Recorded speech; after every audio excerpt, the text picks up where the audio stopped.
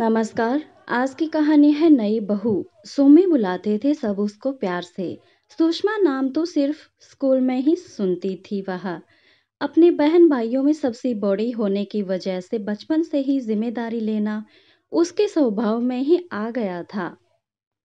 पिता के यहाँ छोटा ही परिवार था, लेकिन उसको पारिवारिक तालीम अच्छी तरह से मिली थी।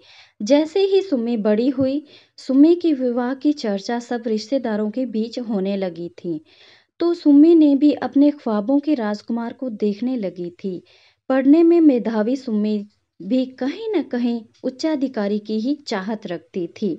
एक दिन सुमी के पिता को सुमी के लिए राजकुमार मिल ही गया। व्यवसायी राजकुमार, जो बड़े परिवार का बेटा था। जहां सुम्मी छोटे परिवार की बड़ी बेटी थी, वहीं संजू भावी पति बड़े परिवार का छोटा बेटा था। सुम्मी और संजू दोनों का विवाह तय हो गया। संस्कारी सुम्मी ने कई दहलीज पर अनेक ख्वाबों को संजोकर कदम रखा। कुछ ख्वाब मुकम्मल हुए तो कुछ अधूरे ही रहे। सुम्मी को जहां छोटे परिवार के अनुसार थोड़ा सामान बनाने की आदत थी, वहीं सुमी के परिवार में ज्यादा सामान बनाने की सीख मिली। नई बहू के आने से न केवल बच्चे खुश थे, बल्कि उसके संस्कारों ने उसके बुजुर्ग सास ससुर को भी गांव से शहर ही बुला लिया था। शुरू में भीड़ महसूस करने वाली सुमी बड़े परिवार में सामंजस्य बिठाने लग गई थी। सबकी इच्छाओं को पूरी करते करते नई बहू कब सबकी चहेती बन गई, पता ही नहीं चला।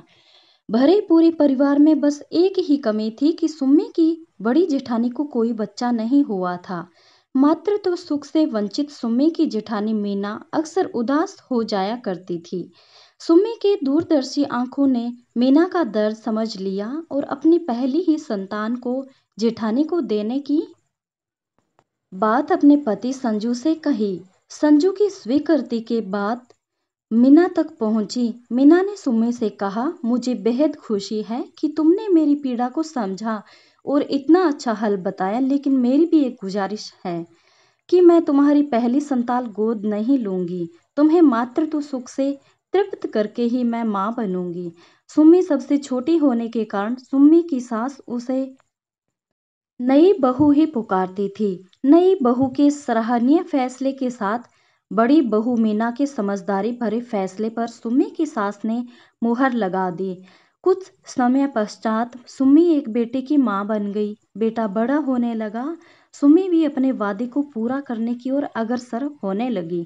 सुम्मी दोबारा मां बनने वाली थी। उसने जेठानी से निश्चय करवाया कि ये बच्चा आपका ही होगा। मीना जैसे सूखे दरख्त को पानी मिल गया हो, उसने मूक सहमति दे दी। संतति का देना और लेना दोनों ही स्त्री के स्त्रीत्व के बड़े बलिदान हैं। 9 महीने दोनों ही माँओं की कोख में पल रही संतान का एक दिन संसार में आगमन हो ही गया।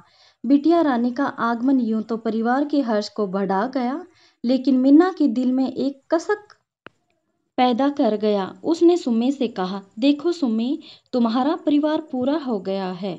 मुझे लगता है गुड़िया को तुम्हें ही रखना चाहिए।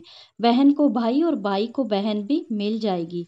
सुम्मी ने भरी आंखों से कहा, दीदी आपने कैसी बात कर दी। आपके पास जाने से क्या ये बहन भाई नहीं रह पाएंगे।